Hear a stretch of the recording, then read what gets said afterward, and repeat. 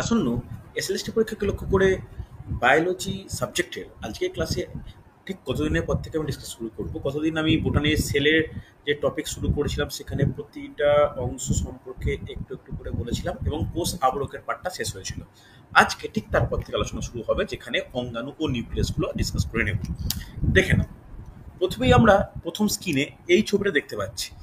এইটা তোমাদের বলা উচিত কার কথা বলা হচ্ছে? এটা নিউক্লিয়াস। নিউক্লিয়াস। তো প্রত্যেকে হেডিং করো আজকের প্রথম টপিক নিউক্লিয়াস। ডিটেলসে আলোচনা করব, যা আলোচনা করা উচিত বা যতটা আলোচনা করা দরকার এই কম দিনের মধ্যে আমি আলোচনা করে নেব। তাহলে নিউক্লিয়াস, নিউক্লিয়াসের পরাণু গঠন দেখতে পাচ্ছ যে ক্রোমাটিন তন্তু ধাত্র অবস্থায় বর্তমান, বাইরে নিউক্লিয় পর্দা, দ্বি একক পর্দা, দুটো অন্তঃপর্দা বহিঃপর্দা হিসাবে নিউক্লিয় পর্দা বর্তমান। ক্রোমাটিন তন্তুগুলো নিউক্লিয় প্লাজমের মধ্যে রয়েছে, আর একদম ভিতরে কি রয়েছে? নিউক্লিওলাস রয়েছে, হ্যাঁ কি না? এবার কোনো কোনো জায়গায় নিউক্লিয় পর্দার মধ্যে ছিদ্র ছিদ্র থাকে, যেখানে সাইটোপ্লাজমের সঙ্গে নিউক্লিওপ্লাজমের সংযোগ রক্ষিত হয়, তাকে বলা হয় কি? নিউক্লিয় ছিদ্র। এরপরে আমরা যেটা চলে আসবো, ভালো করে শোনো, এই নিউক্লিয়াস টপিকটা মানে একটু ইম্পর্টেন্ট টপিক, তুলনামূলক, কারণ এই নিউক্লিয়াসের মধ্যেই সমস্ত বংশগতির মানে বংশগতি পদার্থ সজ্জিত থাকে, যাই অভিব্যক্তির দ্বারা বা পরবর্তী জেনারেশনে এগিয়ে যায়। এই কারণে নিউক্লিয়াসে কি বলা হয়? কোষের মস্তিষ্ক বলা হয়। এবার আমরা যেটা আলোচনা করব, ভালো করে শুনবে কথাটা, যে নিউক্লিয়াসের সংখ্যা কিরকম থাকে, একটা কোষের নিউক্লিয়াস কটা থাকে, কি মনে হয়? নিউক্লিয়াস কিন্তু কোনো কোষে সাধারণত একটিই থাকে। ভালো করে শুনবে, সাধারণত একটিই থাকে। তাহলে কি বহু নিউক্লিয়াস থাকে না? অবশ্যই থাকে। তাই প্রথমে প্রত্যেকে একটা হেডিং করো, যেটা দিয়ে কোশ্চেন আসে বা আসতে পারে, বহু নিউক্লিয়াস যুক্ত কোষ। প্রত্যেকে হেডিং করবে বহু নিউক্লিয়াস যুক্ত কোষ। তাহলে বলা উচিত, তোমরা বলতেও পারবে, কেউ বলতে পারো কিনা যে বহু নিউক্লিয়াস যুক্ত কোষের এক্সাম্পল? ভাউকেরিয়া, পারফেক্ট। ভাউকেরিয়া, শৈবাল। আর কোনো কিছু? পারফেক্ট অ্যান্সার পেয়েছি। আর কেউ? ভাউকেরিয়া, সুন্দর। একটা এক্সাম্পল মনে রাখলে কিন্তু চলবে না। ভাউকেরিয়া ব্যাকেটে শৈবাল লেখো। আর কি? নোট ডাউন করো। ওপালিনা, আদ্যপ্রাণী, হ্যাঁ কি না? ওপালিনা। তারপরে আর একটা ছত্রাকের নাম বলা উচিত, রাইজোপাস। রাইজোপাস একটু খাতায় নোট ডাউন করো কিন্তু। রাইজোপাস, দেখো আমি কিন্তু ব্র্যাকেটে লিখলাম না, তোমরা কিন্তু ব্র্যাকেটে লিখে নাও। ভাউকেরিয়া হচ্ছে ওয়ান টাইপ অফ শৈবাল, রাইজোপাস ছত্রাক, ওপালিনা আদ্যপ্রাণী, হ্যাঁ কি না? হ্যাঁ, হবে হবে, একদমই তাই। তবে এছাড়াও যদি আমি প্রাণী কোষের ক্ষেত্রে বলি, তাহলে প্রাণী কোষের ক্ষেত্রে কি বলবো?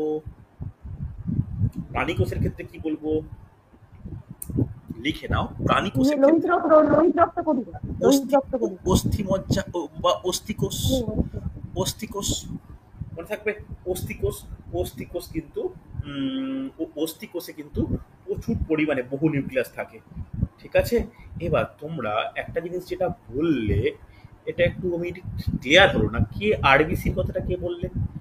আরবিসিতে কি থাকে? আরবিসি থেকে বহু নিউক্লিয়াস থাকে? কি করে বলছো এটা? না স্যার, এটা মানে ভুল করে একটা নিউক্লিয়াস বিহীন। আমি এক্ষুনি পরে নিউক্লিয়াস বিহীন ওটাই লেখাতে যাচ্ছিলাম, আরবিসি। তোমরা কি করে বহু নিউক্লিয়াসের জায়গায় আরবিসি বললে? এখন লেখো নিউক্লিয়াসহীন বা নিউক্লিয়াস বিহীন, তার এক্সাম্পল হচ্ছে আরবিসি। ওকে, একটা এক্সাম্পল আরবিসি, একটা, হ্যাঁ ভেরি গুড।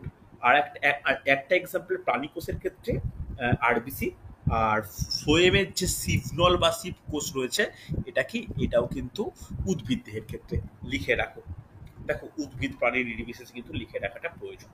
এবার একটা জিনিস মনে রাখা উচিত, আমরা বহু নিউক্লিয়াস যুক্ত এই তিনটে উদ্ভিদ পেলাম, এইটা প্রাণী পেলাম, বলা যাবে? লিখে না, আমি আর লেখার জায়গা নেই। বহু নিউক্লিয়াস যুক্ত উদ্ভিদ কোষকে কি বলে? বহু নিউক্লিয়াস যুক্ত প্রাণী কোষকে কি বলে? কে বলবে? বলতে পারবে?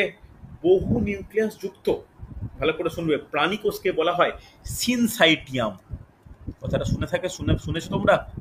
সিনসাইটিয়াম কোশ্চেন দেয় কিন্তু, নোট ডাউন করে নাও। বহু নিউক্লিয়াস যুক্ত প্রাণী কোষকে সিনসাইটিয়াম বলে, আর বহু নিউক্লিয়াস যুক্ত উদ্ভিদ কোষকে কি বলে? সিনোসাইট বলে। নোট ডাউন করবে সিনোসাইট বলে। একটা উদ্ভিদ কোষ, একটা কিন্তু প্রাণী কোষ। ভালো করে নোট ডাউন করবে। আমি ছোট করে লিখে রাখছি, ওপরেরটা পয়রাফলা আঁকা দন্তে নদীর প্রাণী, নিচেরটা উদ্ভিদ। তোমরা কিন্তু ভালো করে খাতায় পরপর নোট ডাউন করো। হচ্ছে স্যার ওই যে ফ্লোয়েমের যে সিগন্যাল সঙ্গী কোষ বললেন, ওইটা নিউক্লিয়াস বিহীন কোষ তো নাকি? নিউক্লিয়াস বিহীন কোষ, একদমই তাই। একটা উদ্ভিদের ক্ষেত্রে, একটা প্রাণীদের ক্ষেত্রে।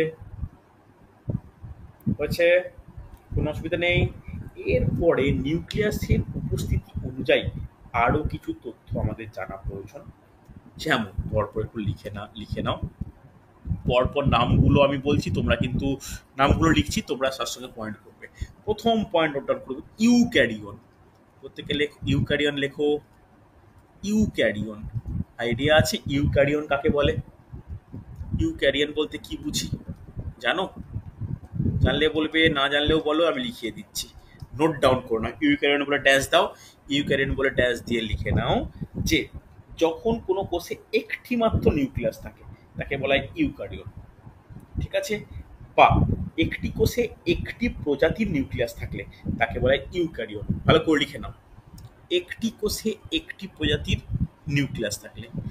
এরপরে 2 নম্বর লিখবে হেটারোক্যানিয়ন। বলা যাবে হেটারোক্যানিয়ন তাহলে কি হবে?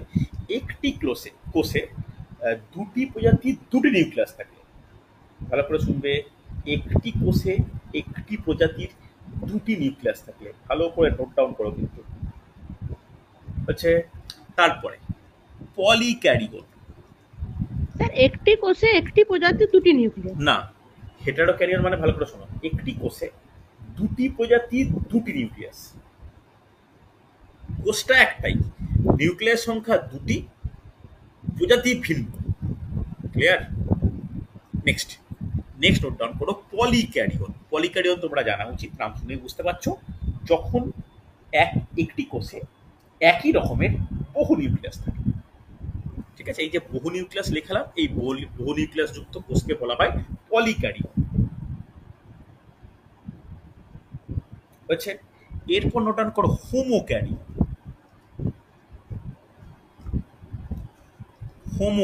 হোমোক্যারিয়ন এটাকে আরেকটা ইউজ করা হচ্ছে এখন বিভিন্ন বইতে ঘাঁটতে ঘাঁটতে দেখলাম। এই হোমোক্যারিয়নের বদলে ডাইক্যারিয়ন কথাটা ইউজ করা হচ্ছে। হোমোক্যারিয়ন কাকে বলে ভালো করে শুনবে, তাহলে হেটারোক্যারিয়নের সঙ্গে পার্থক্যটা বুঝবে। একটি কোষে একই প্রজাতির দুটি নিউক্লিয়াস। কথাটা বুঝতে পারলে? তাহলে বলো হেটারোর সঙ্গে হোমোর ডিফারেন্সটা ক্লিয়ার? হেটারো বলতে একটি কোষে দুটি প্রজাতির দুটি নিউক্লিয়াস। একটি কোষে একই প্রজাতির দুটি নিউক্লিয়াস, দ্যাট ইজ হোমো। যদি প্রজাতি সেম থাকে, সংখ্যা দুটো থাকে, তখন হোমো। প্রজাতি দুরকম, সংখ্যাও দুরকম, তাহলে সেটা হেটারো। ক্লিয়ার কি না? আরেকবার বলুন না, কোন জায়গা হয়ে গেল কোনটা? ওই ওই ওই হেটারো আর হেটারোক্যারিয়নটা। আচ্ছা দাঁড়াও, আমি একটা ছোট্ট এক্সাম্পল দিই। হেটারো বলতে একটা প্রজাতির এ রয়েছে আর একটা প্রজাতির বি রয়েছে। ঠিক আছে? পলি বলতে কি x Y Z A B C, যে কোনো বহু। স্যার আপনি কিছু লিখছেন মানে এখানে দেখা যাচ্ছে না। আমি লিখছি তো, তুমি স্ক্রিন দেখতে পাচ্ছ না? দেখা যাচ্ছে, তুমি লেফট হয়ে জয়েন করো, দেখা যাচ্ছে। আচ্ছা দেখো, পলিক্যারিয়ন মানে বুঝতে পারলে? পলিক্যারিয়ন মানে বহু নিউক্লিয়াস। ঠিক আছে? বহু নিউক্লিয়াস, সেটা এক্স ওয়াই জেড বিভিন্ন হতে পারে, বা এ এ এ এ এরকমও হতে পারে যে একই প্রজাতি হলো, সেরকমও হতে পারে যে এ এ এ এ ফর কি, এ ফর বলতে একই প্রজাতি হতে পারে। হোমোক্যারিয়ন বলতে কি দুখানা থাকবে কিন্তু দুটোই একই প্রজাতির থাকবে। কথাটা ক্লিয়ার হলো? এবার বোঝা গেছে? হেটারো মানে দুটো থাকবে, দুটো ডিফারেন্ট প্রজাতি। হোমো বলতে দুটো থাকবে বা দুটো একই প্রজাতি। আচ্ছা হ্যাঁ কি না? পলি যেটা বলছেন ওটাতে কি মানে একই প্রজাতির অনেকগুলো নিউক্লিয়াস, না অনেকগুলো প্রজাতির অনেকগুলো নিউক্লিয়াস? না না, এটা দুরকমই হতে পারে। পলিক্যারিয়ন বা যেটাকে বহু নিউক্লিয়াস বলছে, ধরো একই প্রজাতির একাধিক প্রচুর, আবার দুটো বা তিনটে চারটে প্রজাতির তাদেরও প্রচুর। মানে সংখ্যায় যদি প্রচুর থাকে তাকে বহু নিউক্লিয়াস বা পলিক্যারিয়ন বলে। কথাটা ক্লিয়ার? হ্যাঁ স্যার, তখন বুঝতে চল নেক্সট হ্যাঁ স্যার, এবার নোট ডাউন করো যে অ্যাম্ফি নিউক্লিয়াস। অ্যাম্ফি নিউক্লিয়াস বলা যাবে? অ্যাম্ফি নিউক্লিয়াস কাকে বলে, কারো কোনো আইডিয়া? অ্যাম্ফি নিউক্লিয়াস বলতে কি বুঝি? নোট ডাউন করো যে দেহকোষের ডিপ্লয়েড নিউক্লিয়াস, ভালো করে নোট ডাউন করে নাও, দেহকোষের ডিপ্লয়েড নিউক্লিয়াস হচ্ছে, অসুবিধা নেই। চলো নেক্সট নোট ডাউন করবে যে হেমি নিউক্লিয়াস। অ্যাম্ফি বললাম, তারপরে হেমি বললাম।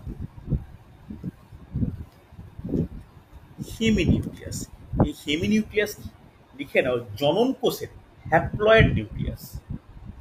জনন কোষের হ্যাপ্লয়েড নিউক্লিয়াস হচ্ছে, লেখা হচ্ছে, লেখা হলে বলবে। মুছলাম আমি এগুলো, আমি ক্যারিয়নের প্রকারভেদগুলো মুছলাম, কোনো অসুবিধা হলে বলো আমাকে। বলুন চলো নেক্সট স্যার, হেডিং, হয়ে গেছে বলুন। নেক্সট হেডিং করো সিন ক্যারিয়ন। সিন ক্যারিয়ন দিয়ে কিন্তু প্রচুর প্রশ্ন আসতে লক্ষ্য করা যায়। Synkaryon, next note down করো সিন ক্যারিয়ন। আমার কোনো ভয়েস বুঝতে অসুবিধা হলে বা কিছু অসুবিধা হলে বলবে আমাকে, সঙ্গে থামাবে। সিন ক্যারিয়ন, সিন ক্যারিয়ন কি, ভালো করে সংজ্ঞাটা লেখো। যখন যখন একটি কোষের, যখন একটি কোষে, ভালো করে শুনবে, যখন একটি কোষে দুটি ভিন্ন কোষের নিউক্লিয়াস গঠিত হয়ে, যখন একটি কোষে ভিন্ন দুই প্রকার নিউক্লিয়াস গঠিত হয়ে নতুন নিউক্লিয়াস গঠন করে, তখন তাকে সিন ক্যারিয়ন বলে। বুঝতে পারলে? কোষ একটাই, স্যার আরেকবার একটু দেখো কোষ না এক- স্যার, বুঝতে পারলাম না। শোনো শোনো আমি বুঝিয়ে দিচ্ছি। একটু গোলমাল লাগছে। কোষ একটাই, ভিন্ন কোষের নিউক্লিয়াস, তাহলে একটা ভিতরে এ আছে, একটা ভিতরে বি আছে, তাহলে দুটো ভিন্ন প্রজাতি। এটা মিক্স আপ হয়ে গিয়ে একটা নতুন প্রজাতি সি উৎপন্ন করেছে, তাহলে এই সিটাকে কি বলবো? Synkaryon. এবার বোঝা গেছে? এবার ক্লিয়ার হলো?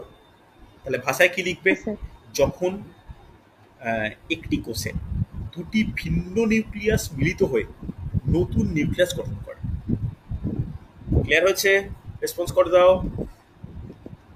স্যার চলো সিন ক্যারিয়ন, এর পরে লাস্ট নোট ডাউন করো প্রো নিউক্লিয়াস।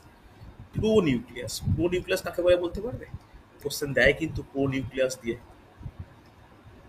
প্রো নিউক্লিয়াস, তাহলে প্রো নিউক্লিয়াস কি? নিষেকের পূর্বে, নোট ডাউন করো, নিষেকের পূর্বে ডিম্বাণু ও শুক্রাণুর নিউক্লিয়াসকে প্রো নিউক্লিয়াস বলে।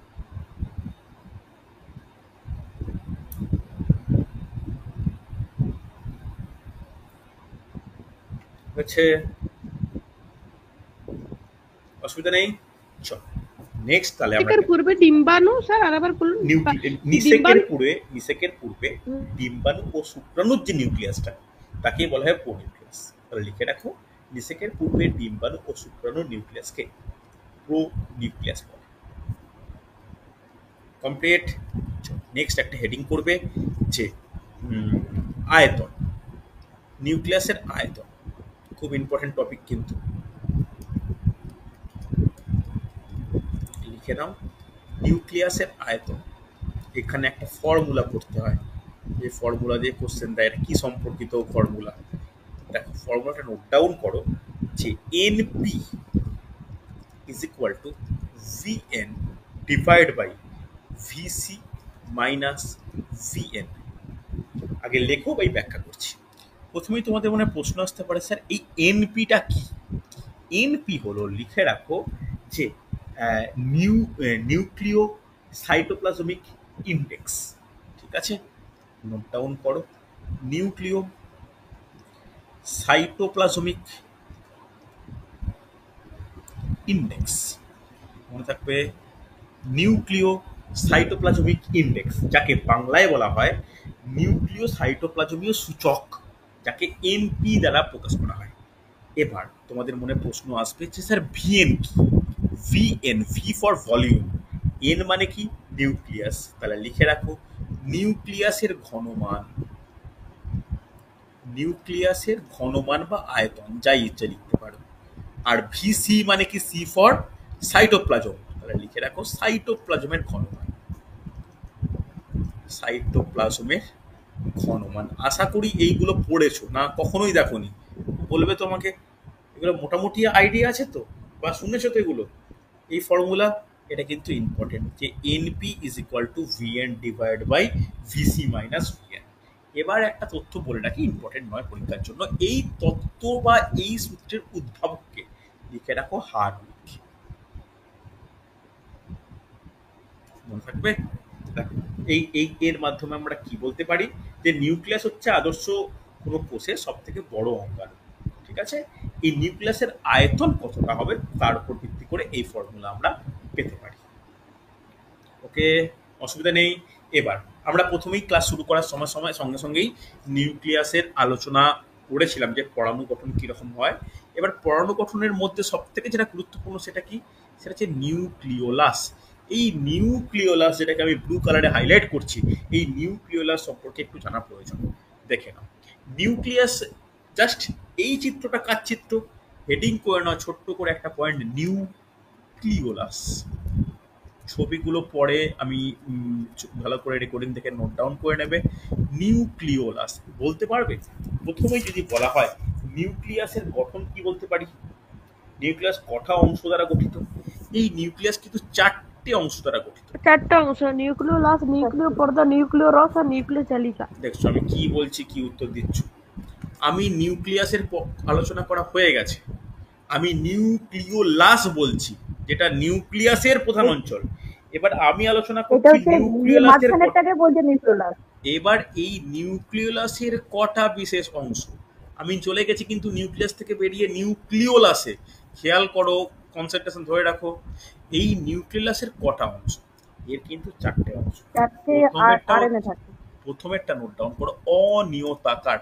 ডিটেলসে পড়তে হবে একটু, অনিয়তাকার অংশ।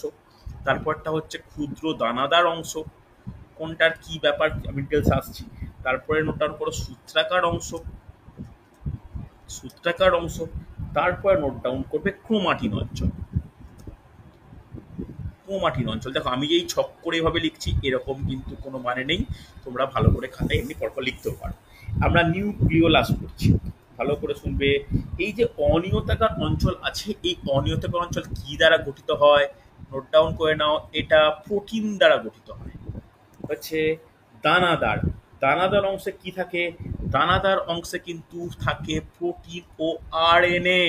তাহলে এইখানে প্রোটিন ইস টু আরএনএ 2:1 অনুপাতে বর্তমান কোশ্চেনের জন্য গুরুত্বপূর্ণ। ঠিক আছে, নিউক্লিওলাসের মধ্যে যে দানাগুলো থাকে, সেই দানাগুলোর মধ্যে প্রোটিন দানা থাকে, প্রায় 2 ভাগ, আর 1 ভাগ থাকে আরএনএ। ঠিক আছে, এই অংশে কি গঠিত হয়? এক্সট্রা পয়েন্ট লিখে রাখো, রাইবোজোম উৎপাদন হয়। রাইবোজোম উৎপাদন হয় কোন অংশ থেকে? এই দানাদার অংশ থেকে। মনে থাকবে, খুব গুরুত্বপূর্ণ। নেক্সট নোট ডাউন করবে সূত্রাকার। সূত্রাকার অংশে কি বলে? এই অংশকে কি বলা হয়? এই অংশকে নিউক্লিওলেমা বলে। নোট ডাউন করো, নিউক্লিওলেমা বলে। ওকে, এই অংশে কি হয়? এরা, ভালো করে শুনবে, এরা কিন্তু দানা উৎপন্ন করে, যে দানা পরবর্তী ক্ষেত্রে রাইবোজোম উৎপাদনে সাহায্য করে। মনে থাকবে। নেক্সট হচ্ছে ক্রোমাটিন অঞ্চল। এই ক্রোমাটিন বলতে কি? নিউক্লিয়াসের ক্রোমাটিন কিরকম থাকে? এগুলো নিউক্লিয়াসের পরিধি বরাবর অবস্থান করে, যদিও এই ক্রোমাটিনকে আবার 2টো ভাগে ভাগ করা যায়। কি কি ভাগ? ফার্স্ট ভাগটা নোট ডাউন করো, পেরিনিউক্লিয়ার ক্রোমাটিন। পেরিনিউক্লিয়ার ক্রোমাটিন, পেরিনিউক্লিয়ার ক্রোমাটিন, ভালো করে নোট ডাউন করো। আর একটা হচ্ছে ইন্ট্রানিউক্লিয়ার ক্রোমাটিন। ইন্ট্রানিউক্লিয়ার ক্রোমাটিন একটা, পেরিনিউক্লিয়ার ক্রোমাটিন একটা, হচ্ছে ইন্ট্রানিউক্লিয়ার ক্রোমাটিন। এই যে পেরিনিউক্লিয়ার ক্রোমাটিন বললাম, এগুলো কি? পেরি বলতে যেটা পরিধি বরাবর অবস্থান করছে, আর ইন্ট্রা বলতে কোনটা? যেটা নিউক্লিওলাসের কেন্দ্রের দিকে অবস্থান করছে। একই না? মনে থাকবে। চলো নেক্সট, যেটা আমি লেখাচ্ছি না, মুখে বলে দিচ্ছি, যদি তোমাদের জিজ্ঞাসা করা হয় এই নিউক্লিওলাসের কাজ কি, কি বলবে? নিউক্লিয়াসের কাজ কি, কি বলবে? রাইবোজোম তৈরি করা নাকি? রাইবোজোম তৈরি করা, প্রোটিন সংশ্লেষ করা। এছাড়া কি হয়? যে আস্তে আস্তে কোষ বিভাজন চলাকালীন বিপিএম তন্তু গঠন করে। এবং পরবর্তীকালে এটা হচ্ছে কি হয়ে যায়, অবলুপ্ত হয়ে যায়, প্রোফেজ দশায় বিলুপ্ত হয়ে যায়, টেলোফেজ দশায় আবার পুনরাবির্ভাব ঘটে। যখন কোষ বিভাজন ডিসকাস হবে তখন কিন্তু আলোচনা হয়ে যাবে। হচ্ছে নেক্সট একটা পয়েন্ট আলোচনা করা প্রয়োজন, দেখি কে বলতে পারে এইটা, ক্যারিওজোম। ক্যারিওজোম কি, কে বলতে পারে দেখি, তোমরা একদম সাবজেক্টের লোক, বলা উচিত। ক্যারিওজোম নিউক্লিয়াসের বিভাজন। নিউক্লিয়াসের বিভাজন বিভাজন ঠিক বলতে পারি না। ক্যারিওজোম কি, এই তোমরা হঠাৎ করে ধরো ইন্টারভিউ বোর্ডে প্রশ্ন করবে ক্যারিওজোম কি, কি বলবে বলো? ধরো 18 পরীক্ষায় পড়েনি, ইন্টারভিউ বোর্ডে কোশ্চেন এসছে ক্যারিওজোম কি, কি বলবে? দেখো, ক্যারিওজোম হলো নিউক্লিয়াসে উপস্থিত গোলাকার ক্রোমাটিন। মনে থাকবে, গোলাকার যে ক্রোমাটিন তাকে বলা হয় ক্যারিওজোম। এই ক্যারিওজোমের কাজ কি? ক্যারিওজোমের কাজ হচ্ছে, লিখে রাখো, কোষ বিভাজনের সময় ক্রোমোজোম গঠন করা এবং ডিএনএ বহন করা। ঠিক আছে, হ্যাঁ কি না? মনে থাকবে, লিখে রাখো, আমি আর লিখলাম না। ডিএনএ, কোষ বিভাজনের সময় ক্রোমোজোম গঠন করা এবং ডিএনএ বহন করা।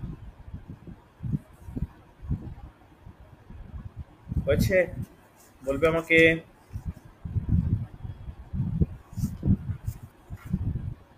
হয়েছে না হয়নি? রেসপন্স করো। হ্যাঁ স্যার হয়ে গেছে। চলো নেক্সট, এই যে ছবি আমরা দেখতে পাচ্ছি, এটা কিসের ছবি? এটা স্যার মাইটোকন্ড্রিয়া। মাইটোকন্ড্রিয়া, হেডিং করো নেক্সট, মাইটোকন্ড্রিয়া। মাইটোকন্ড্রিয়া। তবে একটা জিনিস বলে দিয়ে, নিউক্লিয়াসের ওপর একটা আলাদা করে নোট দেব, সে নোটে ছবিগুলো আরেকটু ভালো করে দেওয়া আছে। তবে ছবির মেবি ওই নোটটায় আমি বেঙ্গলিতে কনভার্ট করার চেষ্টা করছি, কিছু পয়েন্ট ইংলিশে করা আছে, তো অসুবিধা হলে আমাকে জিজ্ঞাসা করে নেবে। ওই নোটটা কিন্তু নিউক্লিয়াসের সঙ্গে যে যতটুকু লিখে যতটুকু পড়লে তার সঙ্গে কিন্তু এক্সট্রা কিছু রেডি রাখবে। এবার চলো, মাইটোকন্ড্রিয়া। প্রথমে যদি প্রশ্ন করা হয় মাইটোকন্ড্রিয়া কে আবিষ্কার করে, কি বলবে? মাইটোকন্ড্রিয়া কে আবিষ্কার করে? বেন্ডার। আর কেউ কিছু? মাইটোকন্ড্রিয়ার ইতিহাস, প্রথম মাইটোকন্ড্রিয়া উপস্থিতি কি লক্ষ্য করে? বলো, বলা উচিত। প্রথমে পতঙ্গর পেশিকোষে প্রথম মাইটোকন্ড্রিয়ার উপস্থিতি লক্ষ্য করেন সায়েন্টিস্ট কলিকার। ঠিক আছে, কত সাল? 1857 সাল। তারপরে ফ্লেমিং মাইটোকন্ড্রিয়াকে, মাইটোকন্ড্রিয়ার কথা নামটা উল্লেখ করেনি, নাম কি ছিল আগে? ফাইলা। পরে এর নাম কি হলো? বায়োপ্লাস্ট। লাস্টে বেন্ডা মাইটোকন্ড্রিয়ার নাম করে। ঠিক আছে, চল মাইটোকন্ড্রিয়া যখন আমরা পড়তে আরম্ভ করবো, গঠন দেখতেই পাচ্ছ মাইটোকন্ড্রিয়ার। এটাকে যদি আমরা বলছি স্বাদগুলো কি মনে রাখতে হবে? না না না, একদমই না, একদম। আমি এটা যেহেতু একটা টপিক বলছি, একটা ইন্ট্রোডাকশন প্রয়োজন, তো আমি বলে রাখছি। হ্যাঁ। যদি শুনে লিখতে পারো বা রেকর্ডিং দেখে লিখতে পারো, লিখে নিও যে না, এটা আপনার একটা বই আমি পড়েছিলাম, কলিকা তো 1980 সালে না? না, কলিকার আমার যেটুকু 1857 সাল, একটু তোমরা ক্রস চেক করে দেখো। আচ্ছা। 1857 সালে কলিকার পতঙ্গর যে ডানা বা পেশিকোষ, ওখান থেকে প্রথম পর্যবেক্ষণ করেন। তখন নামটা মাইটোকন্ড্রিয়া আসেইনি। পরে মাইটোকন্ড্রিয়ার নাম ফ্লেমিং, দেন ফাইলা। ফাইলা থেকে ওই নাম অল্টম্যান, পরে দেয় হচ্ছে বায়োপ্লাস্ট। এই কোশ্চেনটা সাধারণ ক্ষেত্রে কোশ্চেন আসে যে বায়োপ্লাস্ট কোন অঙ্গাণুর অন্য নাম, তখন কিন্তু অ্যান্সার মাইটোকন্ড্রিয়া। এটা মনে রাখতে পারো, লিখে রাখতে পারো যে এই মাইটোকন্ড্রিয়া বায়োপ্লাস্ট নামক পরিচিত ছিল। পরে বেন্ডা 1898 সালে মাইটোকন্ড্রিয়ার নাম। ঠিক আছে, চল।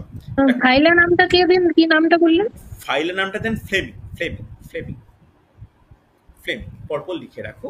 চল, এবার দেখো আমরা মাইটোকন্ড্রিয়ার যে গঠন যদি দেখি, এর গঠনে কিরকম গঠন দেখব, যে এর আকৃতিটা কিরকম।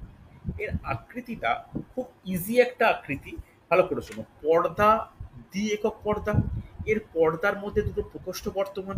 এই যে বাইরের পর্দা ও ভিতরের পর্দার মাঝে মাইটোকন্ড্রিয়ার বহিঃপ্রকোষ্ঠ, এবং ভিতরের পর্দা মাইটোকন্ড্রিয়ার অন্তঃপ্রকোষ্ঠে ঘিরে থাকে, হ্যাঁ কি না? মাইটোকন্ড্রিয়ার ভিতরের প্রকোষ্ঠটি একটু প্রশস্ত হয়, এবং এর যে ভিতরে যে পদার্থ বা ধাত্র থাকে তাকে কি বলা হয়? তাকে বলা হয় ম্যাট্রিক্স। এই যে ধাত্র বলছে এখানে, এই ধাত্রকে ইংলিশে বলা হচ্ছে ম্যাট্রিক্স। এই ম্যাট্রিক্সের মধ্যে কি বর্তমান? ম্যাট্রিক্সের দিয়ে different type of enzyme, DNA ribosome এবং কিছু বিশেষ দানা বর্তমান। ঠিক আছে, এই দানাটা আলাদা একটা টপিক, আমরা পরে আলোচনা করব বটে। তবে মাইটোকন্ড্রিয়ার প্রথমেই যেটা আমাদের জানার প্রয়োজন, খুব গুরুত্বপূর্ণ একটা ব্যাপার, যে মাইটোকন্ড্রিয়ার পর্দা। তাহলে একটা হেডিং করে ছোট টপিক, পর্দা। কেন পর্দা বলছি, পর্দা টপিকটা ইম্পর্টেন্ট, একটু পয়েন্ট নোট ডাউন করে তোমরা বুঝতে পারবে। তাহলে পর্দা এখানে ক প্রকার হিসাবে আছে, একটা নোট ডাউন করে নাও, বহিঃপর্দা। আর একটা এই সাইড করে নোট ডাউন করো, বা তোমরা নিজেদের মতো নোট ডাউন করে নাও, অন্তঃপর্দা। একটা বহিঃপর্দা, একটা অন্তঃপর্দা। কি ইম্পর্টেন্ট পয়েন্ট ভালো করে শুনবে। এই যে মানে কোনো কোষ পর্দা কি দ্বারা গঠিত হয়, কোষ পর্দা পিএলপি দ্বারা গঠিত হয়, কতদিন আলোচনা করেছিলাম। এই সেম টাইপের গঠন মাইটোকন্ড্রিয়ার ক্ষেত্রে বহিঃপর্দা সেই একইভাবে গঠন করে, লাইপোপ্রোটিন দ্বারা কিন্তু গঠিত হয়। মনে থাকবে, এই বহিঃপর্দা কতটা পুরু হয়, এটা হয় 60 থেকে 70 অ্যামস্ট্রং পুরু হয়, একই না।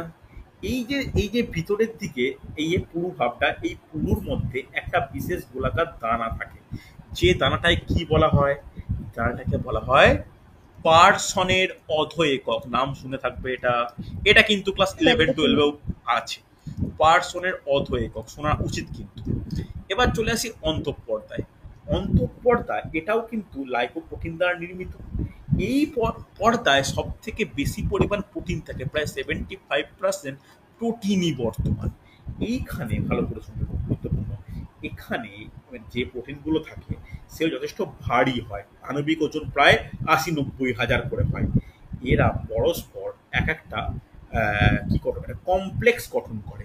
এটাই সব থেকে গুরুত্বপূর্ণ, এই কারণেই আমি এই নোটটা লেখাচ্ছি, যে অন্তঃপর্দার নিকট যে কমপ্লেক্স প্রোটিনটা গঠিত করছে সেগুলোকে বলা হয় electron transfer complex. Note down করো, electron transfer complex, electron transfer complex. ভালো করে নোট ডাউন করবে, ইলেকট্রন ট্রান্সফার কমপ্লেক্স।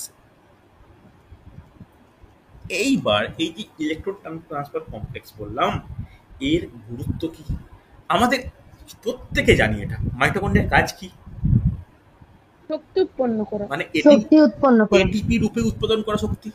তাহলে এই যে এটিপি উৎপাদন করে কি, এই কমপ্লেক্সই এটিপি উৎপাদন করে। ঠিক আছে, তাহলে এটাকে লিখে রাখো, এটিপি উৎপাদনকারী কোষ। কোষ বলবো না, কমপ্লেক্স বলবো, এটিপি উৎপাদনকারী কমপ্লেক্স। একই না, বোঝা গেছে? রেসপন্স করো। এই পর্দার ভিতরে অনেক রকম উৎসেচক বর্তমান, যে উৎসেচকগুলো এটিপি সংশ্লেষে সাহায্য করে। এইগুলো এর মধ্যে কিছু ছোট ছোট দানাও বর্তমান, যে দানার মধ্যে অন্যতম কি নাম, একটা যদি পারসনের অধ একক হয়, আর একটার নাম কি, ফার্নান্ডেজ মোরান অধ একক। এসন্ন মনে পড়ছে এটা, ফার্নান্ডেজ মোরান অধ একক, একই না। এই যে ফার্নান্ডেজ মোরান অধ একক, এরই একটা স্পেশাল ব্যাপার রয়েছে। এটাকে কি বলা বলো তো, এটাকে বলা হয় F0F1 কমপ্লেক্স। শুনে থাকবে কিনা জানি না আমি, F0F1 কমপ্লেক্স। এর চিত্র দেখাবো, এটা কিন্তু গুরুত্বপূর্ণ।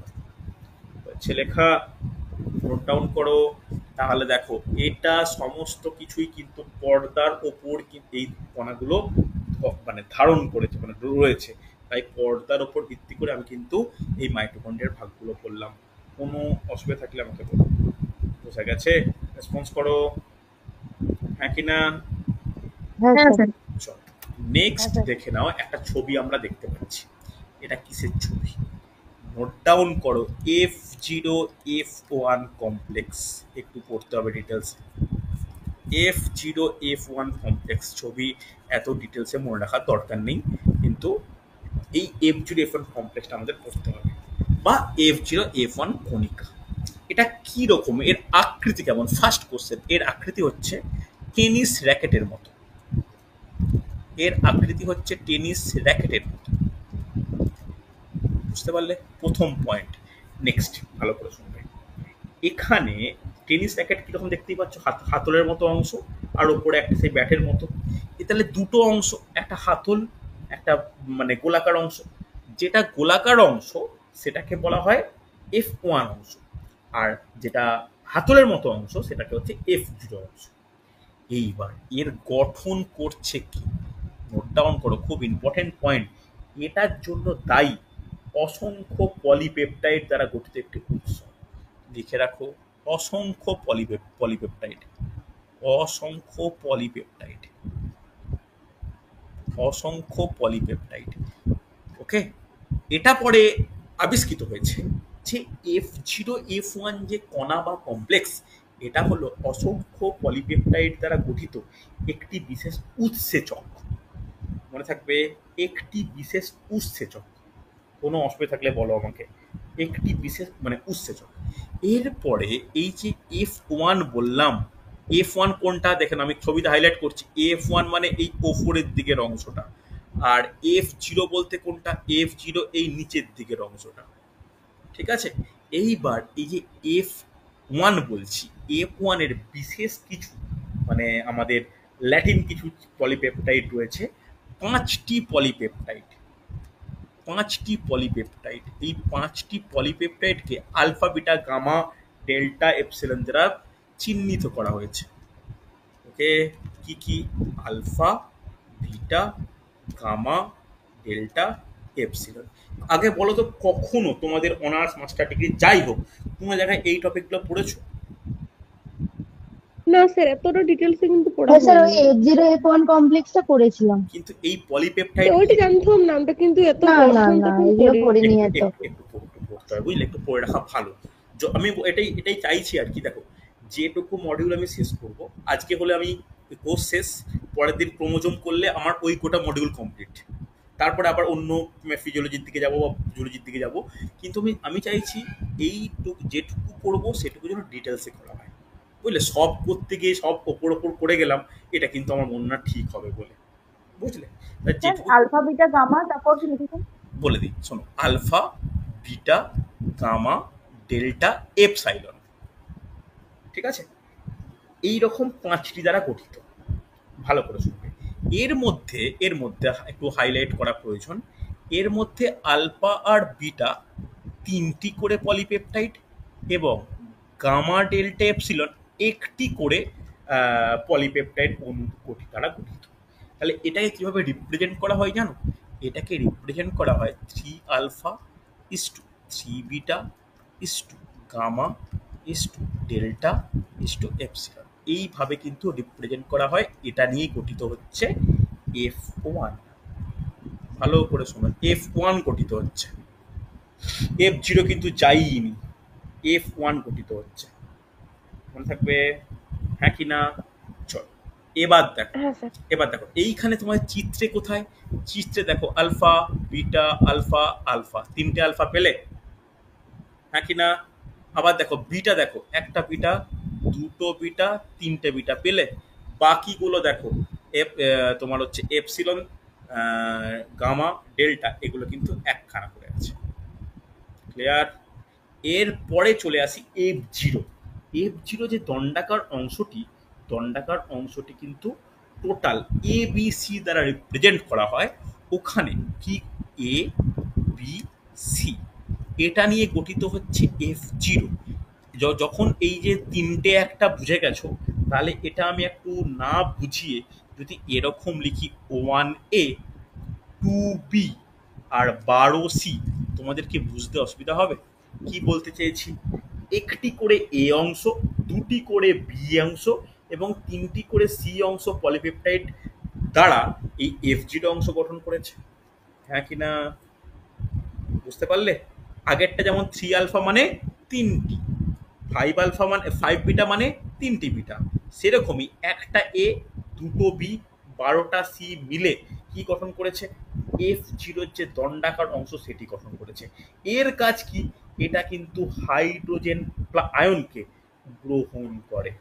অর্থাৎ ভালো করে শোনো, হাইড্রোজেন আয়ন গ্রহণ করছে, যার দ্বারা একটা বিশেষ রাসায়নিক বিক্রিয়া বলবো না, একটা বিশেষ শক্তি উৎপাদক বিক্রিয়া গঠিত হয়। কি হয়? ADP প্লাস ফসফেট, সেখান থেকে কি উৎপন্ন হয়? এটিপি উৎপন্ন হয়। এটিপি এই যে উৎপন্ন হচ্ছে, এই উৎপন্ন করছে কে? উৎপন্ন করছে F0F1 কমপ্লেক্স। এটাই প্রধান দায়ী এটিপি উৎপন্ন করার। প্রথমে আমি একটা জিনিস বলছিলাম, অসংখ্য পলিপেপটাইড দ্বারা গঠিত এই কমপ্লেক্সটি হলো অ্যাকচুয়ালি কি বলেছিলাম? এটা হচ্ছে অ্যাকচুয়ালি একটা উৎসেচক। হ্যাঁ কি না? এই উৎসেচক কি নামে পরিচিত? একে বলা হয় এটিপি সিনথেজ এনজাইম। নোট ডাউন করো। এটিপি সিনথেজ কথাটা তোমরা আশা করি শুনেছো। এসিপি সিনথেজ উৎসেচক। বোঝা গেছে? দেখো F0F1 কমপ্লেক্স নিয়ে কোনো ডাউট থাকলে আমাকে বলবে। হ্যাঁ কি না? রেসপন্স করো। ধীরে হ্যাঁ স্যার, ধীরে ওইটা তো বললেন যে F0টা গঠিত হচ্ছে ওই 1A 2B আর 12C, ওইটা বললেন। দিয়ে হাইড্রোজেন আয়ন কি ওই কাজটার ওই লাইনটা একবার বললেন না, ওই কাজটা কি বললেন? হ্যাঁ হ্যাঁ বলি শোনো, যে আমাদের শ্বসন প্রক্রিয়া শুনেছো? শ্বসন প্রক্রিয়ার যে ইলেকট্রন পরিবহন সিস্টেম যেটা আছে, ইটিএস, সেই ইলেকট্রন পরিবহন ইলেকট্রন সিস্টেম, ট্রান্সপোর্ট হ্যাঁ একদম very good, electron transport system, যেটাকে বাংলায় বলা হয় ইলেকট্রন পরিবহন তন্ত্র, তার যে শেষ প্রান্তে H+ আয়ন থাকে, সেই H+ আয়ন এই অন্তঃপর্দার দ্বারা, সেই চলে আসতে হবে প্রথম অংশে অন্তঃপর্দা। অন্তঃপর্দায় কিন্তু F0F1 কমপ্লেক্স অন্তঃপর্দা দ্বারা, খুব ভালো করে শুনবে, অন্তঃপর্দা দ্বারা এই F0F1 পার্টিকেলের মধ্যে দিয়ে মাইটোকন্ড্রিয়ার ধাত্রে চলে আসে, যার দ্বারা কি হয়? যার দ্বারা এডিপি ও ফসফেট পরস্পর যুক্ত হয়ে কি উৎপন্ন করে? এটিপি উৎপন্ন করে। তাহলে এই এটিপি যে উৎপন্ন হচ্ছে, এর জন্য প্রধান রেসপন্সিবিলিটি F0F1 কমপ্লেক্স। প্রথমে তারপরে কি বললাম? F0F1 কমপ্লেক্স হচ্ছে ওয়ান টাইপ এনজাইম, যে এনজাইমটাকে কি বলতে পারি? ATP synthase enzyme. কোনো অসুবিধা থাকলে বলো আমাকে। ক্লিয়ার হচ্ছে? না স্যার, এগুলো মনে পড়ছে না আস্তে আস্তে পড়াতে। কোথায় পড়েছো বল? কোথায় ছিল গ্রাজুয়েশনের সময় ওই ইলেকট্রিক সিস্টেমটা, কিন্তু F0F1 কমপ্লেক্সের এতটা ডিটেলসে পড়া হয়নি। আচ্ছা ঠিক আছে, দেখো আমাদের ব্যাপারটা কি থাকে জানো, একদম কেউ পার্সোনালি মাইন্ড করো না। অনার্স বা কলেজে পড়ার সময় না আমাদের টার্গেট থাকে যে কিভাবে নাম্বার পাবো। আমাদের পড়বো, নলেজ এইসব না খুব একটা মাথায় থাকে না। এটা দোষ একদমই নয়, এটা এগ্রি করে নেওয়াটা প্রত্যেকের উচিত, যে আমাদের যে করেই হোক, মানে পাসের ক্ষেত্রে সাপ্লি মাছাবো, অনার্সের ক্ষেত্রে যে করে হোক নাম্বারটি পাবো, এই ব্যাপারটা প্রিভিয়াস ইয়ার্সে সলভ করবো, যার যেরকম ইউনিভার্সিটি, তো সেরকমই ব্যাপারগুলোর প্রতি একটা দায়িত্ব থাকে। আমার ক্যালকাটা ইউনিভার্সিটি, আমার মানে প্রথমের চেষ্টা করতে হতো যেন পাসের সাবজেক্টে সাবক্রিটিভ আছে, তো এরকম আর কি। তো এটা তোমাদের একদমই দোষফুল কিছু নয়, চর্চা করতে করতে মনে পড়ে যাবে, বুঝলে? চল নেক্সট আমরা যে চিত্র দেখতে পাচ্ছি, বলো এটা কিসের চিত্র? তাড়াতাড়ি। Golgi body. Golgi body heading করো, গলগি বডি বলে, গলগি বডি বলে হেডিং করো। বল, গলগি বডির আবিষ্কর্তাকে বলা উচিত ক্যামিলো গলগি। ক্যামিলো গলগির নাম, ওনার নাম অনুসারে এটার নাম করা হয়। এটার আর একটা বিশেষ নাম আছে, বলতে পারবে? কোশ্চেন দেয় কিন্তু, নোট ডাউন করে নাও। ডিকটিওজোম। শুনেছ আশা করি। ডিকটিওজোম অ্যাকচুয়ালি উদ্ভিদ কোষের যে গলগি বডি, তাকেই বলা হয় কিন্তু ডিকটিওজোম। উদ্ভিদ কোষের যে গলগি বডি, একটি বলা হয় ডিকটিওজোম। আচ্ছা সরি, স্পেলিংটা ভুল লিখেছি, ডিকটিওজোম। এবার চল আমরা ডাইরেক্ট চলে যাব গলগি বডি স্ট্রাকচারে। গলগি বডি মোটামুটি মানে গঠন অনুযায়ী তিনটে গঠনের সমন্বয়ে গঠিত। একটা কি? একটা হচ্ছে সিস্টার্নি, আর একটা হচ্ছে ভ্যাকুয়েল, আর একটা মাইক্রোফিল। ঠিক আছে, সিস্টার্নি কি লেখার দরকার নেই, ইজি টপিক। সিস্টার্নি কি? সিস্টার্নি হচ্ছে একক পর্দা বিশিষ্ট চ্যাপ্টার থলির ন্যায় অংশ। মাইক্রোভেসিকেল কি? সিস্টার্নির পরিধির দিকে যে ক্ষুদ্রাকার গোলাকার থলি থাকে, তাকে বলা হয় মাইক্রোভেসিকেল। আর এর মধ্যে যে ফাঁকা গহ্বর থাকে, একে বলা হয় ভ্যাকুয়াল। অ্যাকচুয়ালি ভ্যাকুয়াল ঠিক নয়, একে এরকম বলা উচিত গলগিয়ান ভ্যাকুয়াল। ওকে, গলগিয়ান ভ্যাকুয়াল। অ্যাকচুয়ালি ভ্যাকুয়াল বলতে আমরা কি বুঝি? আমরা কোষের ভ্যাকুয়াল বুঝি, একে হচ্ছে গলগিয়ান ভ্যাকুয়াল বলা উচিত। এবার এই গলগি বডি পড়াতে গিয়ে একটা টার্ম আমাদের পড়ানো উচিত, কেউ বলতে পারে কিনা? Zone of exclusion. কথাটা শুনেছো? বলতে হবে, এটা আশা করব কেউ না কেউ বলবে এই ব্যাচে। জোন অফ এক্সক্লুশন কি? স্যার ওই মানে ওই গোলকি বডির চারপাশে সেই একটু জায়গাটা ফাঁকা থাকে ওরকম। হ্যাঁ, সুন্দর, পারফেক্ট বলেছো। গলগি বডির কাছাকাছি সাইটোপ্লাজমে কোনো কোষীয় অঙ্গাণু থাকে না, এটাকে বলে জোন অফ এক্সক্লুশন। ঠিক আছে, চল, ক্লিয়ার প্রত্যেকে, অসুবিধা নেই। নেক্সট আমরা যেটা নিয়ে আলোচনা করব যে উপাদান, রাসায়নিক উপাদান, যে গলগি বডি কি কি রাসায়নিক উপাদান দ্বারা গঠিত। দেখো কি কি উপাদান, উপাদানের মধ্যে দুটো উপাদান মেনলি ইম্পর্টেন্ট, একটা হচ্ছে প্রোটিন, একটা হচ্ছে লিপিড। তাহলে প্রোটিন কত পার্সেন্ট? প্রোটিন প্রায় 60-65%, আর লিপিড কত পার্সেন্ট? লিপিড হচ্ছে 35-40%। মনে থাকবে, হ্যাঁ কি না? এটা কিন্তু খুব ইম্পর্টেন্ট, ভালো করে বুঝে নাও। এরপরে যেটা আমার জানার দরকার যে গলগি বডির কাজ কি। গলগি বডির প্রধান কাজ কে বলবে? যে উৎসেচক ক্ষরণ করা। ক্ষরণ করা, উৎসেচক বলা উচিত নয়, ক্ষরণ করা। এইবার আমাদের একটা ছোট্ট নোট রেডি করা প্রয়োজন যে বিভিন্ন কোষে গলগি বডি কি ক্ষরণ করে। চলো তাহলে নেক্সট একটা ছোট্ট করে এইখানে লিখে নাও যে ক্ষরণ। লিপিডে কত পার্সেন্ট? 35 থেকে 40%। 35 থেকে 40%। এইখানে আমি ছোট করে লিখিয়ে দিই বিভিন্ন বস্তুর ক্ষরণ, এটা লিখে নেওয়া প্রয়োজন। একটা ছক বানিয়ে লিখে নাও, যেহেতু পরীক্ষা এমসিকিউ বেসড, এই কোশ্চেন কিন্তু খুব গুরুত্বপূর্ণ। তাহলে একটা ছক বানাও ছোট করে, যে কোথাকার কোষ কি ক্ষরণ হচ্ছে। এদিকে লেখো কোষ, এদিকে লেখো খরিত বস্তু, এদিকে লেখো কোষ, এদিকে খরিত বস্তু। প্রথমে লেখো উদ্ভিদ কোষ। উদ্ভিদ কোষের গলগি বডি কি ক্ষরণ করে, কেউ বলতে পারবে? নোট ডাউন করে নাও, সেলুলোজ, সেলুলোজ ও পেকটিন, সেলুলোজ ও পেকটিন। নেক্সট নোট ডাউন করবে যে রক্তরস, রক্তরসের যে প্লাজমা, তার যে কোষ, সেখানের যে গলগি বডি কি ক্ষরণ করে। নোট ডাউন করো যে ইমিউনোগ্লোবিন ক্ষরণ করে। ওকে, নোট ডাউন করো ইমিউনোগ্লোবিন। হাতের লেখা বুঝতে অসুবিধা আমাকে বলবে। নেক্সট নোট ডাউন করো অগ্নাশয়ের বহিঃক্ষরা কোষ। অগ্নাশয়ের মিশ্রগ্রন্থি হিসাবে কাজ করে, বহিঃক্ষরা অন্তঃক্ষরা দুটো হিসাবেই কাজ করে। তার মধ্যে বহিঃক্ষরা কোষ কি ক্ষরণ করে, লিখে নাও জাইমোজেন। হ্যাঁ কিনা, আশা করি এটা জানো, তথ্য আইডি রয়েছে তোমাদের কাছে, জাইমোজেন। নেক্সট নোট ডাউন করো যে গোবলেট কোষ, গোবলেট কোষ, গোবলেট কোষ কি ক্ষরণ করে, নোট ডাউন করে নাও মিউকাস ও জাইমোজেন, মিউকাস ও জাইমোজেন। ওকে, এটা খরিত বস্তু, একটা ছোট ছোট নোট কিন্তু রেডি হয়ে যাবে। নেক্সট নোট ডাউন করো যে আর কি আছে। হ্যাঁ, হেপাটিক কোষ। বলো হেপাটিক কোষ কোথায় বর্তমান, হেপাটিক কোষ কোথায় বর্তমান? বলবো না আমি, যকৃতে। পারফেক্ট, সুন্দর। হেপাটিক কোষ কি ক্ষরণ করে, লিখে নাও লিপিড ক্ষরণ করে, লিপিড ক্ষরণ করে। নেক্সট নোট ডাউন করো প্যানেত কোষ। প্যানেত কোষ কোথায় বর্তমান, দেখি কে বলতে পারে, ফিজিওলজির কোশ্চেন। প্যানেত কোষ কোথায় বর্তমান বলতে পারবে? অন্ত্র, ক্ষুদ্রান্তে বর্তমান। কি ক্ষরণ করে, প্রোটিন ক্ষরণ করে, প্রোটিন ক্ষরণ করে। লাস্ট নোট ডাউন করো ব্রুনার গ্রন্থি কোষ, ব্রুনার কোষ,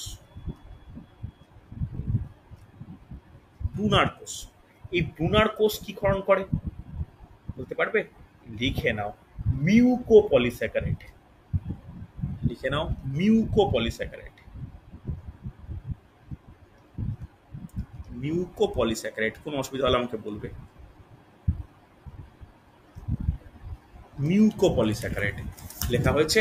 তাহলে আমরা জানি যে গলগি বডি ক্ষরণ করে, তাহলে যেটা ক্ষরণ করে, যা ক্ষরণ করে আমরা কিন্তু পরপর নোট ডাউন করলাম। হচ্ছে, হ্যাঁ কি না? কোনো অসুবিধা হলে বলবে আমাকে, রেসপন্স করো। লেখা হয়েছে, লিখে নাও, হয়ে গেলে বলবে আমাকে, হয়ে গেলে বলো।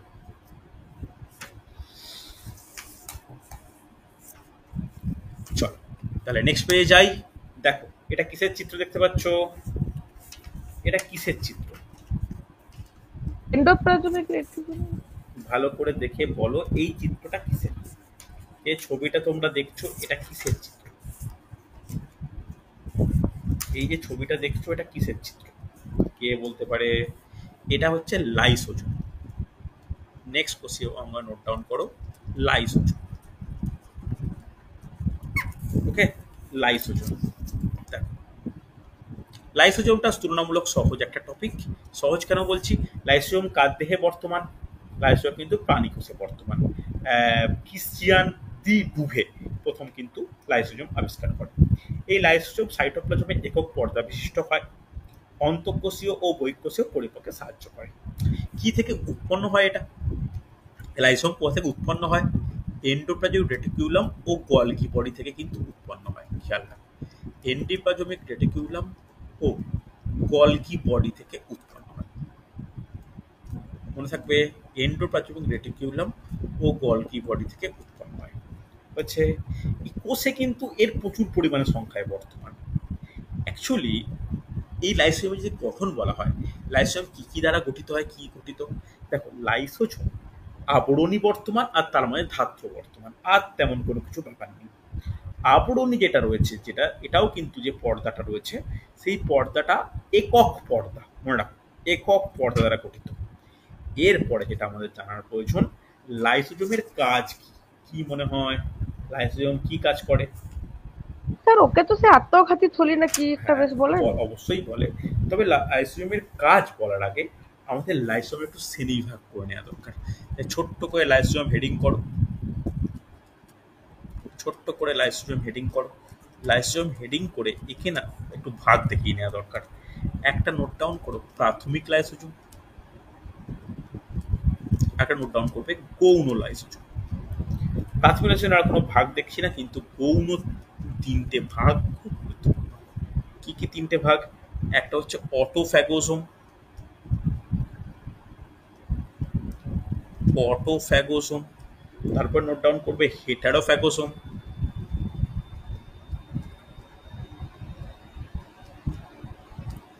হেটারোফ্যাগোজোম। তারপর রেসিডুয়াল বডি।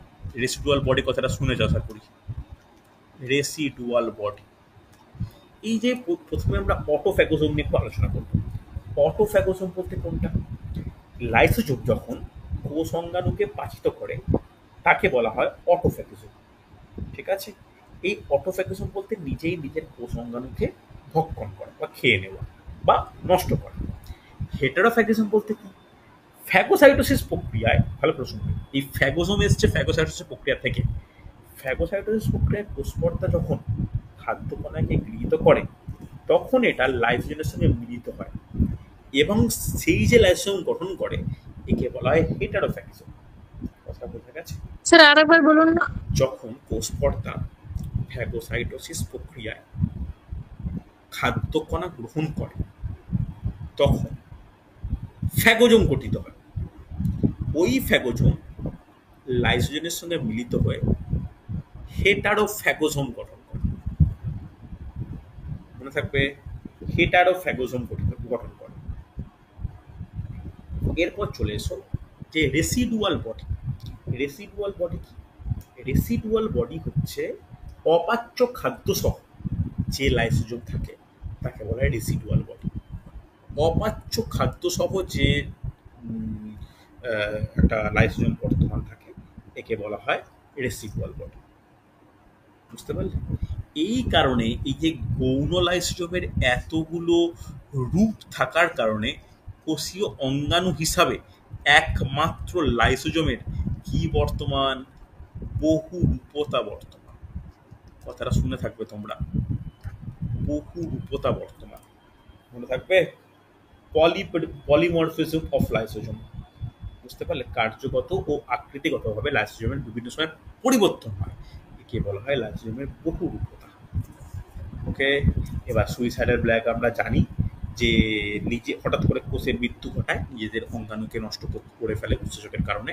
এই কারণে একে সুইসাইডাল ব্যাগ বলা হয়। এরপরে আর একটা আমাদের পয়েন্ট নোট ডাউন করা দরকার এই লাইসোজোমের সঙ্গে। কে বলতে পারে দেখি? স্ফেরোজোম। স্ফেরোজোম কি?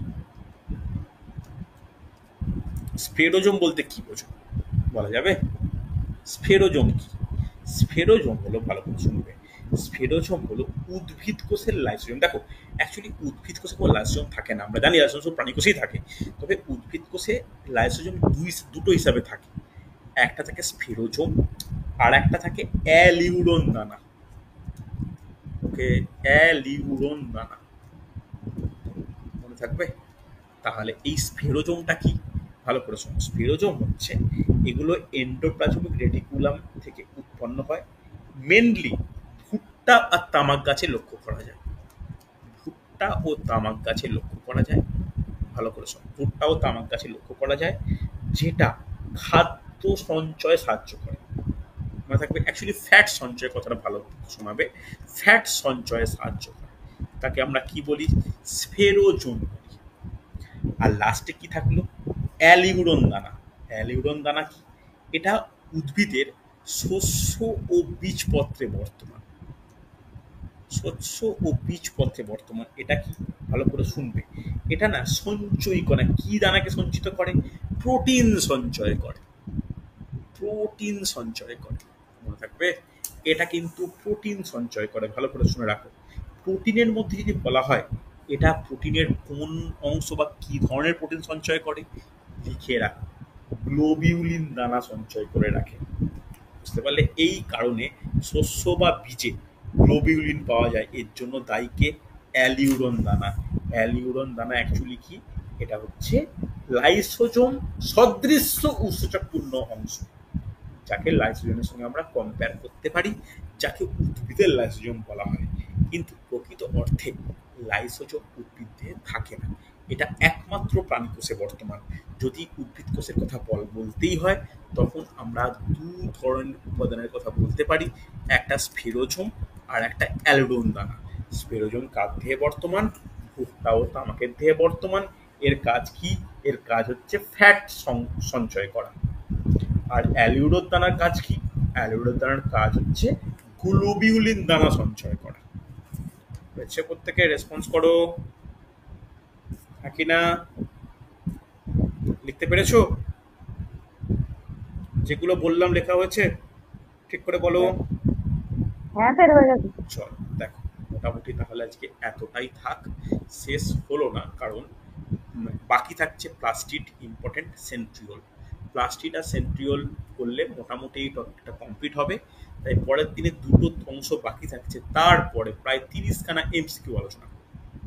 ঠিক আছে? এমসিকিউ গুলো দেখো, সহজ কঠিন মেশানো এমসিকিউ আলোচনা করব, যাতে এই টপিকটা খুব ভালো করে রেডি হয়ে যায়। তার আগে আমি তোমাদের গ্রুপে একটা কোর্সের নোট দিয়েইছি, নিউক্লিয়াসের নোট দেবো, প্লাস্টিকের নোট দেবো। এই নোটগুলো দিয়ে রাখবো, ছোটো ছোটো অঙ্গাণু বিশেষ আলাদা আলাদা ছোটো নোট দেবো 2-3 পাতার। ওই নোটগুলো একটু তোমরা পড়ে রেডি রেখো। আগামীকাল আর সোমবার কোনো ক্লাস থাকছে না, আমি একটু বাইরে থাকছি। তারপরে আমি আবার এসে এই টপিকের শেষ অংশটা অর্থাৎ প্লাস্টিড, সেন্ট্রিওল, সেন্ট্রোজোম আলোচনা করব, করে এমসিকিউ ডিসকাস করব। ওকে, চলো আজকে তাহলে স্যার এতটাই। স্যার বলছি, দেখুন এই সেলটা শেষ হওয়ার পর আপনি যদি মানে বোটানির মেন জায়গাগুলো ধরুন ওই মানে ফটোসিনথেসিস, রেসপিরেশন, ওইগুলো যদি একটু করে দিতেন ভালো হতো। আমি এটা শেষ করার পরে, ভালো করে শুনুন, এটা যখনই শেষ হবে এরপরে আমি করাতে শুরু করব হচ্ছে ক্রোমোজোম। এর সঙ্গে ক্রোমোজোমটা করে নেওয়াটা দরকার, কেন এই মডিউলে ক্রোমোজোমটা কিন্তু পরেই রয়েছে, মানে এর সঙ্গেই আছে। তুমি যদি ভালো করে সিলেবাসটা দেখো দেখবে ক্রোমোজোম টপিকটা কিন্তু এর সঙ্গেই রয়েছে। তাই এরপরে আমি ডিটেলসে ক্রোমোজোমটা করিয়ে দিই। তুমি ভালো করে তোমরা বোটানি মডেলের ফার্স্টে দেখবে এতে রয়েছে তোমার সেল, বিতে রয়েছে যে ক্রোমোজোম, যে ultra structure and chemical composition, এই পার্টটা একটু ভালো করে করে নেওয়া দরকার। তারপরে আমি আস্তে আস্তে অন্যদিকে যাব। ঠিক আছে? আগে এই পার্টটা করিয়ে দিই, তারপরে হচ্ছে আমরা ডিফারেন্ট টপিকগুলো যাব।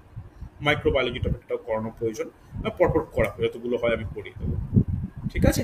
আর এইটা যখন হয়ে যাচ্ছে, এটা হয়ে যাচ্ছে মানে এর সঙ্গে ফিজিওলজির মধ্যেও কিন্তু সেলুলার ফিজিওলজি ছোটো ছোটো পার্টও কিন্তু এখান থেকে হয়ে যাচ্ছে, তখন করতে কিন্তু সুবিধা হবে। বুঝতে পারলে? মানে একই জিনিস আবার অন্য জায়গাতেও একটু একটু রয়েছে, তো সেইগুলো তখন একটু ওভারলুক করে করে চলে যাবো। যতটা হচ্ছে একটু ভালো করে পড়ে রেখো। বুঝতে পারলে? চলো আজকে তাহলে